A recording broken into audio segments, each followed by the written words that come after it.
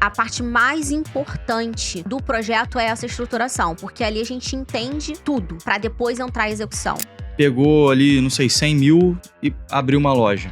E o cara não sabe nada sobre o mercado, não sabe nada sobre a concorrência, sobre os fornecedores. Quantos negócios abrem sem o cara saber nada? Nada. Assim, do o cara, próprio ele mercado? compra assim, cara, aqui na minha rua passa muito palio. Você atende, então, clientes enormes e clientes pequenos também, né? Que vêm precisando de um plano mais básico, um squad menor desses, por exemplo. Qual que é a grande diferença entre você trabalhar com um cliente, em termos de gestão sua, de dia a dia? Um cliente gigantesco, quais são os desafios disso? E quais são os desafios de trabalhar com um cliente muito pequenininho que está começando o marketing agora?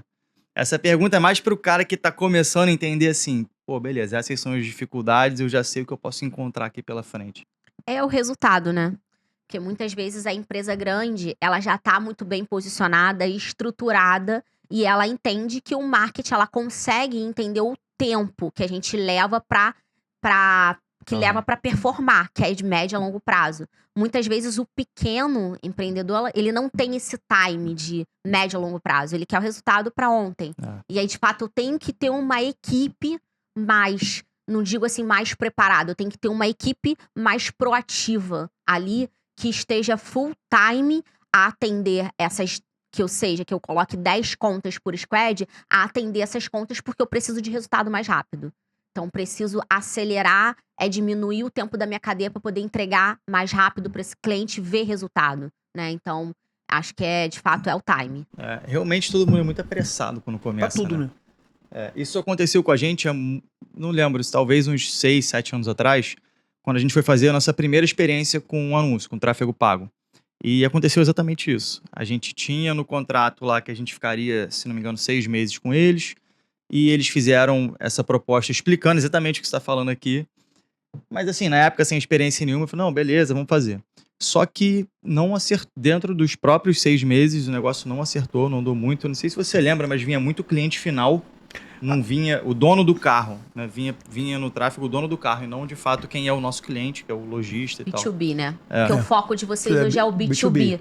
Vinha um B2C. Isso. De fato, o que a gente se preocupa dentro da V4, a gente tem aquele período inicial, que é o onboarding, e aí muitas pessoas também querem acelerar esse onboarding, que leva 20 dias ali, mas assim, eu falo que é o fundamental, é o período mais importante do projeto, é o onboarding, porque um onboarding bem feito, você pode ter certeza que você vai ter resultado no longo prazo, porque quando a gente acelera muito o onboarding, a equipe não consegue entender muitas vezes, quem é a persona de vocês, aí mapeia, começa o projeto errado e a gente só vai ver que não tá tendo esse resultado lá no 3º, 4º mês, mas por quê? Porque não fez um onboard correto. Então, hoje, muito bem estruturado, um onboard de 20 dias, a gente estrutura o planejamento estratégico. Dentro do planejamento estratégico de marketing, a gente mapeia no mínimo 3 personas e ali a gente configura para dar start e buscar essa persona ideal dentro. Obviamente, não tem como falar, não vai vir cliente desqualificado. Vem, mas nosso intuito é entregar e buscar essa persona ideal dentro dos canais. Quem conseguir fazer uma campanha que só vem cliente qualificado, achou o pote de ouro, né? Abriu a caixa de Pandora. Agora, assim, um cara que tá começando, tá lá com a loja dele. Vamos pegar um exemplo bem prático aqui. Ele tem uma loja, sei lá, aqui na Barra. O cara tem uma oficina na Barra, dessas maiorzinhas e tal, mas ele abriu agora. Ele não tem ninguém responsável pelo marketing, ele tá precisando de um trabalho desse. Quais são os primeiros passos que essa pessoa precisa dar para poder avançar, seja com vocês na V4, ou o que ele precisa começar a estruturar antes sozinho? Como que você acha que é um caminho para começar aí? Então, dentro da V4, a gente tem um step 0, que a gente chama, né, que é a estruturação estratégica. Dentro dessa estruturação estratégica, a gente faz toda a análise da empresa dele. Então, a gente faz a pesquisa de benchmark para entender quem são os concorrentes dele, aonde que ele tá, quem é a persona. A gente faz também uma estruturação, um diagnóstico comercial para entender qual melhor modelo vai se encaixar para esse cliente, se é o Insight Sales, qual vai se performar melhor para ele, né? E tudo isso a gente estrutura e entrega para ele planejamento estratégico no final. Ao término, que leva 1 mês dessa estruturação, após esse término, a gente entra na assessoria. O que é a assessoria? É, de fato, a execução dessa Tá. estruturação. Nós, por isso eu gosto de sempre trazer isso na parte da venda para o cliente, a parte mais importante do projeto é essa estruturação, porque ali a gente entende tudo, para depois entrar à execução. Então, gente, começou um projeto novo, é foco total, dedicar para dar tudo certo. Já que, obviamente, a gente não tem como saber de todas as áreas da nossa empresa, já que a gente está contratando e terceirizando esse setor, a gente precisa, muitas vezes, eu contratei a V4, eu não vou ter trabalho. Não, tem trabalho sim. Porque a gente aqui sabe de marketing, quem entende ali do negócio são vocês que estão no dia a dia.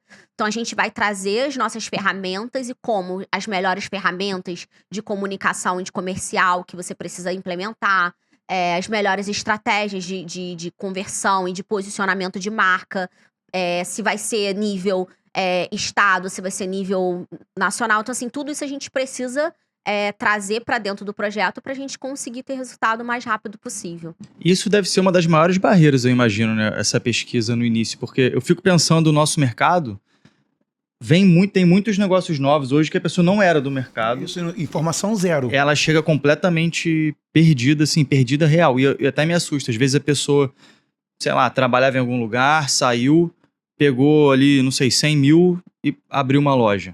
E o cara não sabe nada sobre o mercado, não sabe nada sobre a concorrência, sobre os fornecedores, que produtos trabalhar.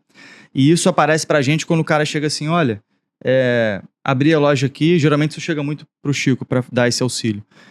Eu preciso fazer uma primeira compra pra abrir minha loja. O que eu compro? O cara chega assim. E assim, o nosso mercado não é igual você comprar, sei lá, colchão. Você for numa loja de colchão, vai ter 15 modelos. Acabou. O nosso tem, sei lá, 20 mil. se ele quiser comprar tudo que tem no carro, tem 1 milhão de peças para ele comprar. A gente trabalha com 60 mil.